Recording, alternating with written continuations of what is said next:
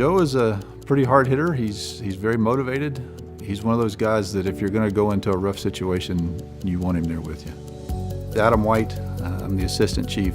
Lorenda Fornes, and I am a lieutenant with the Nenana Volunteer Fire Department. Joe Fornes, I am the fire EMS chief for the city of Nenana. We'd been building our house, and we had this big, tall, long ladder. It was a big steel ladder up against the wall, and I said, I need to move it. He just picked it up, brute strength, and he went and moved it, and then he goes, oh, dang, that hurt. And I said, are you having chest pain? And he said, I think it's just a cramp. Based off of my training and my experience, it wasn't cardiac. In my mind, it was not a cardiac event. But then it got worse and worse and worse, and pretty soon he's down on his knees. The fact that she called me first instead of calling 911 meant that she didn't think that she'd had the time to do that. She needed somebody there right now, and I was going to be the person to respond anyway. 5 or 6 minutes had passed from the time that I felt the pain to the time they were loading me into the ambulance. Once I got in the ambulance, the pain just stopped. It just went away. But we're like, the amount of pain that you were in, sustained chest pain, we're going to take you up to the ER anyway, and we're going to check you out.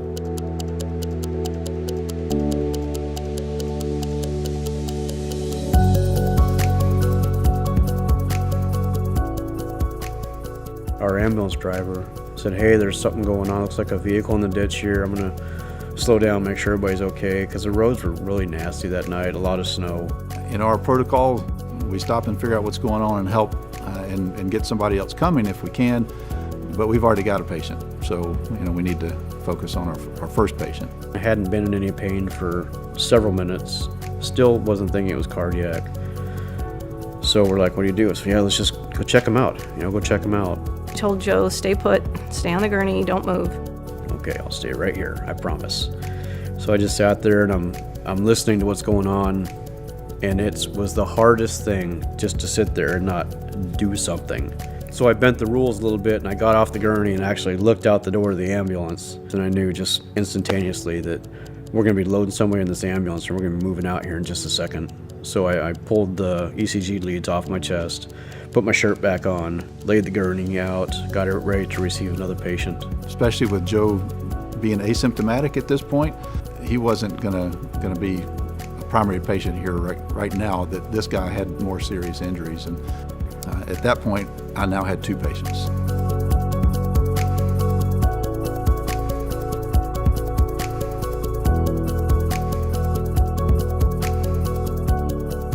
When we got to the ER, as soon as we delivered our patient, Joe started feeling chest pain again, and I could see a complete difference in his demeanor. I could feel classic heart attack symptoms coming on. It started in my fingertips on my left hand and worked all the way up through my elbow, my shoulder, and my jaw. And I turned and looked back into the trauma room at my wife, who was still doing the patient handoff. And she could tell when she looked at me that bad things are happening. And she just stopped what she was doing and came straight to me. She goes, are you okay? And I said, nope. And I went down right there. From there, it was probably 5 minutes, and they wheeled him up to the cath lab.